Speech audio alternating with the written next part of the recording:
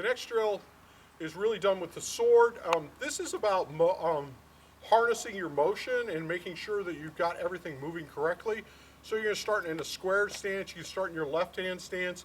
But I find basically all I'm going to do here is I'm going to take the sword, and as I step, I'm going to throw the sword and I'm going to let it hit the ground.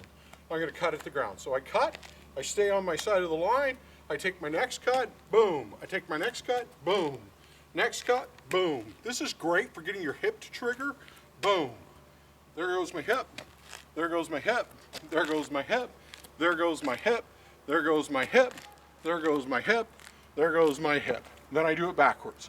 Boom, boom, boom, boom, boom. And what we're doing there is, it's basically the same foot drill as we were doing a little earlier, but what we're doing is we're matching it to the sword. So now you'll hear people say, well, you're not using your hip, you're not throwing. Well, this just gives you a very natural way to feel what that feels like when you use your hip and you throw. So when you step, you can't really counter rotate, so you got to get that bang and get that hip traveling through onto the target. So this step gives you that, boom.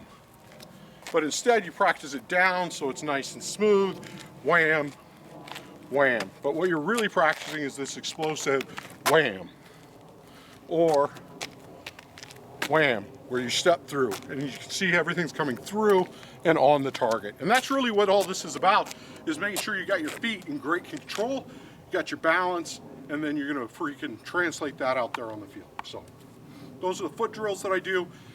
They're real quick, they're real easy, but they make a real difference.